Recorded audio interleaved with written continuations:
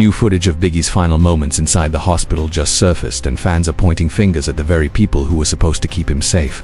Remember when Gene Deal dropped that bombshell about what Puff allegedly said? Pac gotta die, Big gotta die, or Suge Knight go to jail. Something's gotta change. Now, with this footage out, that quote hits way different. Could this have been an inside job all along? Let's get into it. The night that shook hip-hop to its core. March 9th, 1997. That date flipped the entire game on its head. Just before 12:45 a.m., a green GMC Suburban carrying one of the greatest to ever bless a mic pulled up to a red light at Wilshire Boulevard and South Fairfax Avenue in LA. Inside that SUV was Christopher Wallace, better known as Biggie Smalls, the Notorious B.I.G, just 24 years old and at the very peak of his career. With Life After Death dropping in 2 weeks, what happened next became one of music's most legendary unsolved murders, triggering decades of investigations, wild theories, and endless street chatter that still hasn't died down as Biggie's ride waited at that red light. A Chevy Impala SS crept up beside them. The driver, described by eyewitnesses as a black male wearing a sharp light blue suit and bow tie, he calmly pulled out a pistol and fired 6 rounds. 4 bullets hit Big. The fatal one tore through his right hip, wrecking critical organs. They rushed him to Cedars-Sinai Medical Center, but it was too late. He was pronounced dead at 1:15 a.m. and here we are, 28 years later, still no arrests.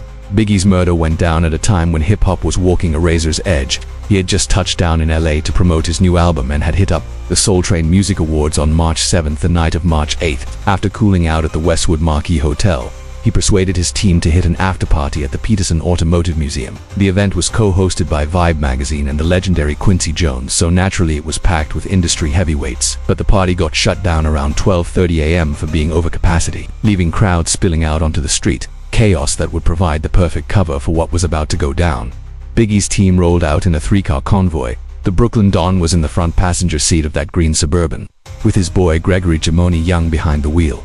2 other homies sat in the back. Sean Diddy Combs, Biggie's close friend and Bad Boy CEO, was riding ahead of Big in a separate SUV. That separation would become key because it meant Diddy didn't witness the shooting as it happened. The hit came just hours after what should have been a major W for Biggie in LA, and with Tupac's murder still fresh just 6 months earlier in Vegas, the streets were already tense. Both killings have been tied to the East Coast vs West Coast war that dominated the rap scene and headlines throughout the 90s. But here's what a lot of folks don't realize from day one. The investigation into Biggie's death was shaky. Why missing surveillance footage or flat out no surveillance footage? That hole in the evidence created the perfect smokescreen for whoever pulled the trigger. Back in '97, public surveillance wasn't what it is now. Yeah, there were security cams, but nowhere near as many, and not even close to today's clarity or coverage. Add to that some suspicious police work and whispers of corruption, and it's no surprise how this slipped through the cracks. Despite being in a major intersection in LA, the spot where Big was gunned down had 0 working public surveillance. That meant no video of the shooter, no footage of the Impala, and no clear view of the moments leading up to or after the hit. Even the Peterson Museum, packed with celebrities that night, didn't have useful exterior camera coverage. Reports say they had some indoor cams, but nothing that captured the suspect or what went down outside. A huge miss because exterior footage might have caught the Impala circling the block or the shooter making his move. But there is one piece of potentially critical footage, video that allegedly caught key moments right before and after the murder.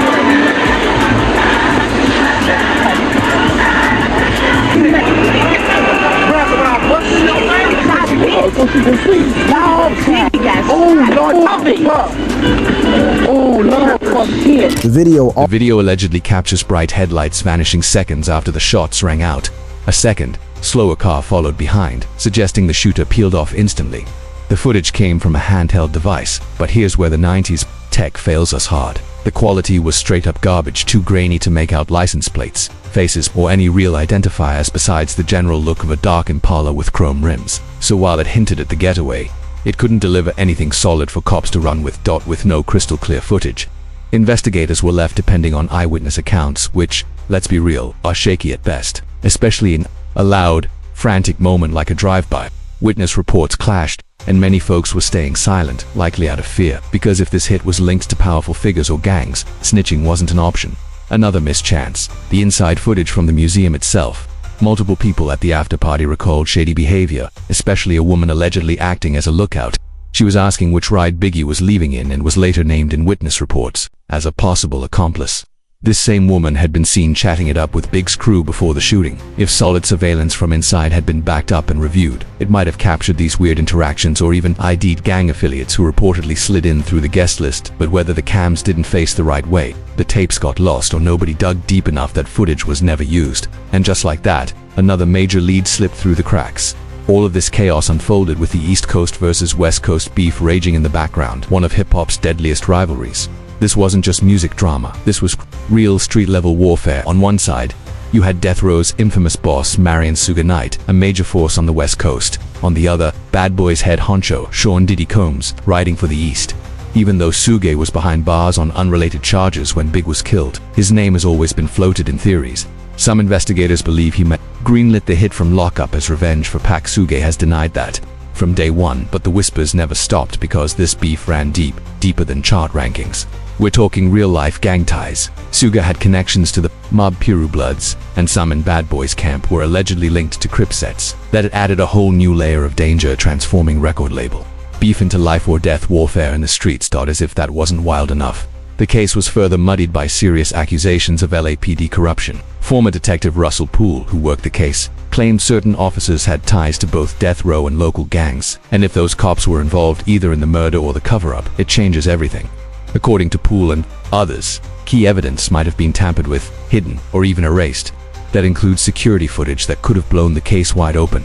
All of these failures and suspicions are why conspiracy theories about Biggie's murder have that lasted nearly 30 years, and why many fans and even Biggie's own mother still believe that betrayal came from within. To understand why his mom points the finger at those closest to her son, especially Diddy, we gotta go back to the start. It began in 1991. When Biggie dropped his first demo tape, Microphone Murderer. That gritty, raw tape caught the ear of DJ Mr. C, who recognized Big's undeniable talent and helped bring him into the industry. Mr. C pushed the tape hard, and in 1992 it landed with the Source magazine, the holy grail for unsigned hype back then. Biggie got a feature in there. Unsigned hype column, a major cosign that put his name on the map. That exposure set off a chain reaction that changed everything. Not long after, the tape reached the desk of a rising young executive, Sean Puffy Combs, known today as Diddy. Back then, Diddy was working in A&R at Uptown Records, scouting fresh talent and developing artists. When he heard Biggie's tape, he was locked in. He arranged a meeting and signed Biggie to Uptown in 1992. But fate had other plans. Just 1 year later, Diddy got dropped from Uptown. Within a week, he launched his own label, Bad Boy Records. And of course, Biggie followed, backed by Diddy's vision and Bad Boy's machine. Biggie Smalls was about to explode into full-blown stardom. Biggie dropped his debut album, Ready to Die, in 1994, and it hit like a tidal wave. With bang like Juicy and Big Poppa, the album catapulted him straight into stardom. His deep, unmistakable voice paired with vivid cinematic storytelling hit different. Fans were locked in instantly. His lyricism and flow weren't just unique, they were game-changing. Everything he touched was turning into gold. And Diddy, he knew he struck gold with Biggie on his team. But while the duo was soaking in the limelight, the darker side of the rap world was closing in. That shadow came in the form of the newly formed Death Row Records and its founder, Suge Knight. The hip-hop world was already divided, but now it was turning into a battlefield. The East Coast versus West Coast feud had been bubbling for years, built on territorial pride and rising egos. But the rivalry between Bad Boy Records and Death Row, that's what sent it into overdrive. To truly grasp how deep the beef went, we gotta rewind to hip-hop's roots. The genre was born in New York. The East Coast ran things early on. Their rugged lyrics and boom-bap beats had them holding the crown. Out west though, rappers felt like outsiders, like the industry was treating them like second-class citizens. That built a quiet resentment. Suge Knight was one of the West Coast heavyweights who wasn't shy about how he felt that East Coast arrogance. He wanted smoke. By the mid-90s, both Death Row and Bad Boy were dominating, but the tension really exploded because of what happened in the personal lives of their stars. On November 30th, 1994, a moment that would change everything. Tupac was shot and robbed in New York. From there, things went nuclear. Pac later implied in an interview that Biggie and Diddy had something to do with the setup at Quad Studios, and even though Diddy paid a visit to Pac at Rikers Island afterward, swearing Bad Boy had nothing to do with it, the damage was done. Pac didn't believe it, and the streets definitely didn't. That shooting turned whispers into war cries. The beef kept snowballing, and the 1995 Source Awards was the breaking point. Any artist out there want to be an artist and want to stay a star, don't want to have to worry about the executive producer trying to be all in the video, all on the record, dancing. Come to Death Row. That shot was aimed straight at Diddy, known for showing up in every one of his artists' videos like he was the star. The audience felt the tension and booed hard, but Diddy tried to play peacemaker. I'm the executive producer that a comment was made about a little bit earlier. But check this out, contrary to what other people may feel, I would like to say that I'm very proud of Dr. Dre, of Death Row, and Suge Knight for their accomplishments. However, still, his message of unity didn't land. At that point, the feud had grown past just Pac and Big. This was about two entire coasts. You could feel the divide like a fault line in the room. Even when Dr. Dre won Producer of the Year, the crowd booed again. The disrespect was loud and public. These awards weren't just ceremonies anymore, they were war zones. And the media ate it up. Fans waited on the next diss like it was the Super Bowl. The East versus West battle was now entertainment, with the whole industry caught in the storm. But this wasn't just music beef. It spilled into the streets. Not long after the Source Awards, Suga and Diddy both showed up to a birthday bash for Jermaine Dupri at the Platinum House Club in Atlanta. Outside the club, chaos erupted. A known Death Row affiliate, Big Jake Robles, one of Suga's close boys, was fatally shot while getting into a limo. Suge blamed Diddy for the hit. And just like that, things escalated again. To tighten his grip and fuel the war, Suge made his next move. He bailed Tupac out of prison, paid $1.4 million cash, then flew across the country, sent a limo to pick him up from Clinton Correctional Facility, and brought him straight to Death Row. Now Pac was free and he was ready for revenge. With Suge by his side, he wasted zero time firing shots at Bad Boy literally and lyrically. Tupac came out swinging, unleashing a flurry of diss tracks aimed squarely at Biggie, Bad Boy, and anyone riding with him. Tracks like the infamous Hit 'Em Up weren't just disses, they were full-blown lyrical grenades, raw, ruthless, and laced with threats. Pac left no room for guessing. He wanted revenge, and he wanted it loud. At this point, the war between Death Row and Bad Boy was past saving. The shots were fired, musically and otherwise, and things were spiraling. The disses, the tension, the open hostility, it was all building toward disaster, and then it hit. September 7th, 1996, Tupac Shakur, the heart of Death Row, touchdown in Vegas for the Mike Tyson vs. Bruce Seldon fight. After the match, he and his squad got into a brawl with a known gang rival, and that fight lit the fuse that was already burning low. Later that same night, while cruising down the Vegas Strip, a white Cadillac pulled up beside Pac's ride. Shots erupted. Tupac was hit multiple times. He hung on for 6 brutal days, but on September 13th he passed away. The entire hip-hop community froze. The loss of Pac didn't just hurt, it shattered the scene. The East Coast-West Coast feud had now claimed its first titan, and all eyes turned to Biggie. Rumors flew fast. People whispered that Biggie had something to do with Tupac's death. Whether fair or not, the tension got real. Some of Pac's people were allegedly plotting payback, and Biggie, he was now living in a storm. He started getting death threats, directly and through his crew. There was a constant feeling of danger following him, city to city. Still, Biggie didn't slow down. He kept pushing, performing, promoting, repping Bad Boy like always. But the pressure was rising, and by early 1997 it was clear the stakes had never been higher. In a radio interview, Biggie admitted he had to hire extra security because he was worried for his life. In February, he flew to LA to shoot the video for Hypnotize, the lead single for his upcoming album. He stuck around for the Soul Train Music Awards, sitting down for interviews where he spoke openly about his sadness over Pac's death. But even with those public attempts at peace, LA wasn't ready to forgive. When the Bad Boy camp took the stage on March 8th, the audience let them know loud and clear. Biggie was booed when he stepped forward to announce Toni Braxton as the winner of Best R&B Soul Single. The vibe was ice cold.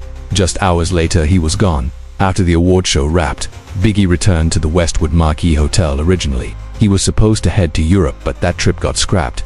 Restless and looking to blow off steam, Big convinced his crew to roll out to a private industry party at the Peterson Automotive Museum, co-hosted by Vibe magazine. According to Diddy, the party just outside Beverly Hills seemed like a low-risk move, and for a minute it was chill.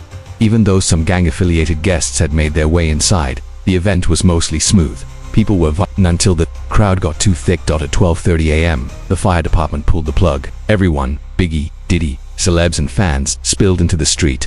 The plan was simple: head back to the hotel. Diddy dipped first, hopping in the lead SUV with his 3-man security team. Biggie followed in the second vehicle, a green GMC Suburban, riding shotgun next to his driver, with 2 homies in the back seat. As they cruised down Wilshire, Diddy's SUV caught a yellow light and sped through. Biggie's Suburban got stuck at the red, paused at Wilshire and Fairfax. That's when it went down. A white Toyota Land Cruiser flipped a U-turn and squeezed in behind Biggie's truck. Moments later, a dark Chevy Impala crept up alongside. Inside was a man in a sharp blue suit and bow tie. He locked eyes with Biggie and then reached across his seat and opened fire. The bullets tore through the vehicle. The shooter emptied the clip. Crowds were still lingering outside the museum.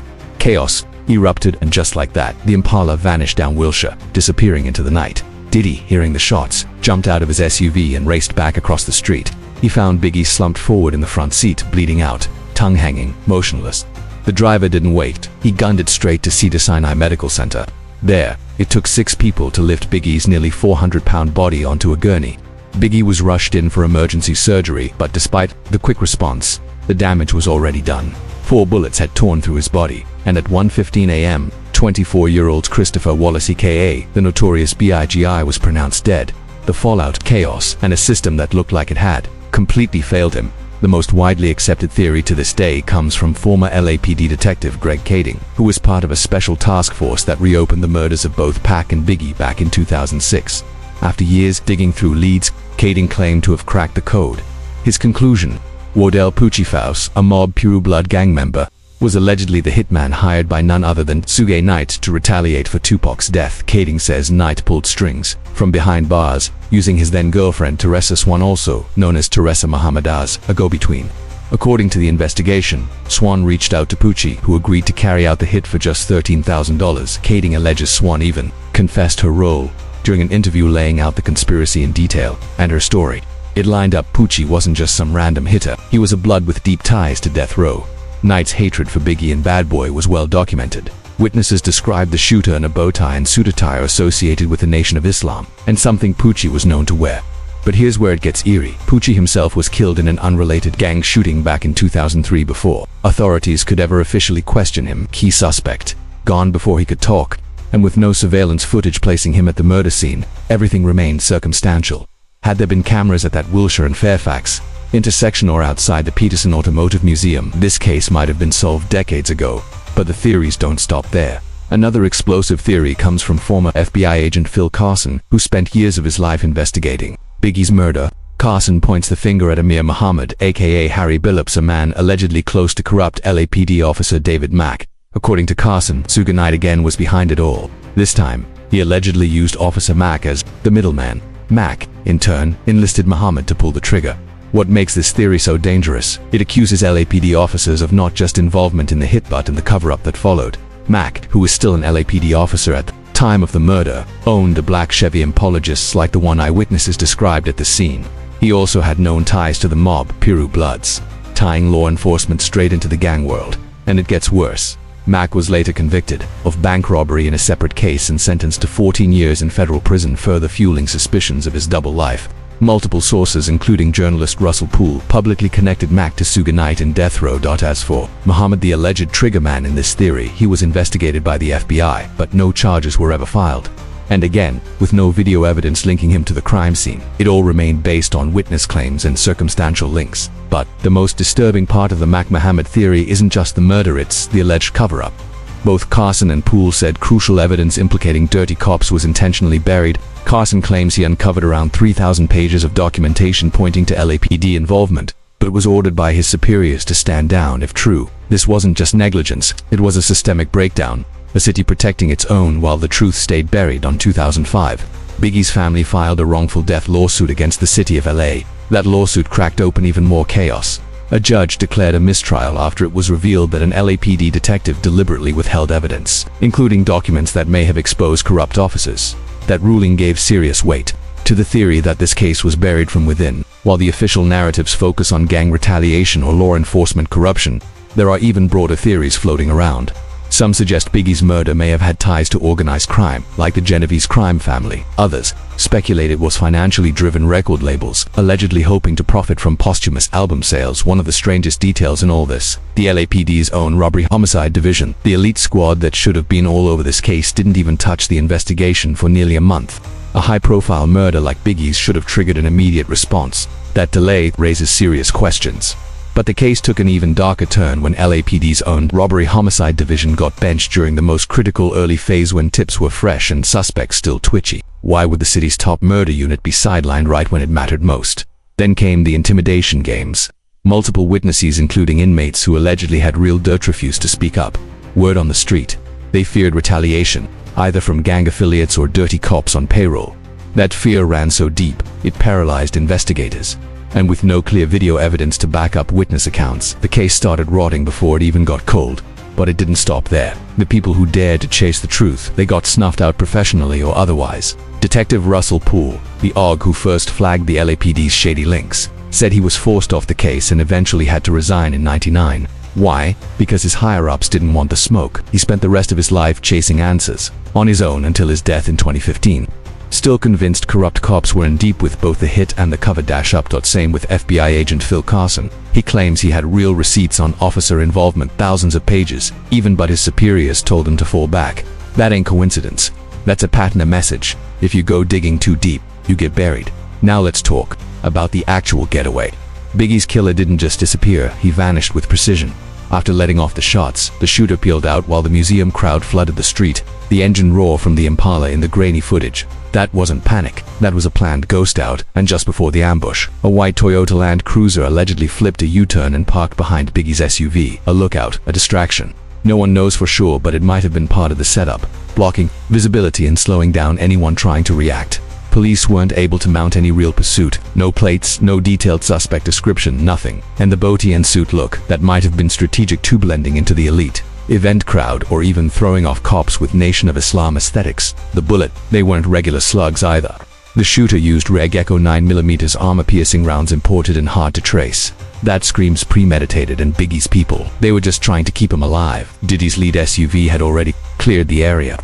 Nobody was in position to chase down that Impala. But the most chilling detail, the slow systematic removal of key witnesses over the years. Wordle, Poochie, Faust, the alleged triggerman in Kading's theory got lit up in 2003, Orlando Anderson linked to Pac's case and maybe Biggie's.